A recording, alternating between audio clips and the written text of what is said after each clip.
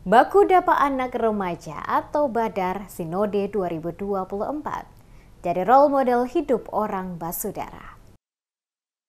Kegiatan Baku Dapa Anak dan Remaja atau Badar tingkat Sinode GPM tahun 2024 resmi dibuka pada Rabu 26 Juni 2024 malam. Kegiatan dengan tagline Kita Setara dan Bersaudara berlangsung di Dusun Alusia Negeri Sowahuku, Jemaat GPM Amasoa Klasis Masohi 26 Juni hingga 1 Juli 2024. Diharapkan menjadi role model hidup orang basudara di tanah air. Badar Sinode 2024 diikuti 38 klasis Maluku Utara di bawah naungan Sinode GPM Maluku dengan jumlah peserta lintas iman sebanyak 685 orang. Kegiatan dibuka Asisten Pemerintahan dan Kesra Setda Provinsi Maluku, Jalaluddin Salampesi, mewakili penjabat Gubernur Maluku Sadli. Ketua Sinode GPM Pendeta Elifas Mas Petela kepada jurnalis Demes Media Group, usai acara pembukaan mengatakan, Badar Sinode 2024 menjadi role model hidup orang basudara karena dilakukan lintas agama.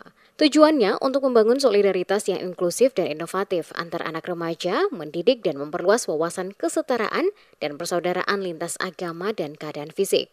Diharapkan pasca kegiatan Badar, peserta mampu menjadi agen-agen keadilan sosial serta persaudaraan untuk membangun Maluku, Indonesia, dan dunia yang adil dan damai. Diakui Mas Petela, pendekatan anak perlu dijaga, dilindungi, dirawat, dibina dengan baik untuk kelak menjadi generasi gereja dan bangsa di masa mendatang.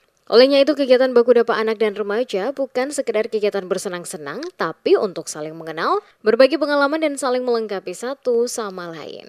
Menurutnya Baku Dapa Anak dan Remaja GPM tahun 2024 dilaksanakan di bawah tuntunan tema Kita Setara dan Bersaudara. Memberi makna bahwa walau berbeda agama dan kondisi fisik, kita setara sebagai saudara tanpa perbedaan. Mas Petele juga terkesan dengan persiapan Badar kali ini karena Klasis Masohi mengerahkan seluruh potensi jemaat membangun kompleks pemukiman baru secara cepat dengan rumah layak huni melebihi rumah-rumah warga jemaat di jemaat masing-masing.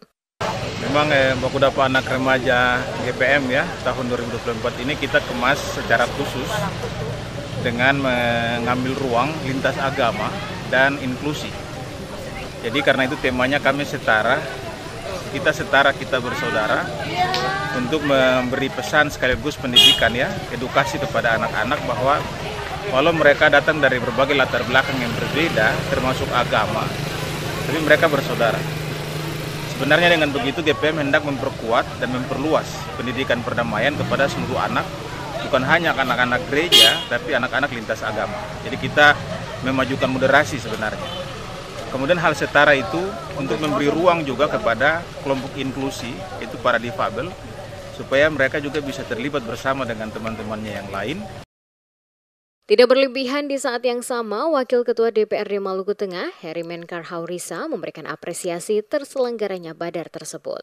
Diakui jika kegiatan Badar sebagai manifestasi pembelajaran berharga karena anak-anak dari berbagai lintas iman bisa belajar dan berbagi pengetahuan dalam pendekatan inovatif serta menyasar isu marginalisasi, kekerasan, intoleransi, kesetaraan gender, disabilitas, dan inklusi sosial.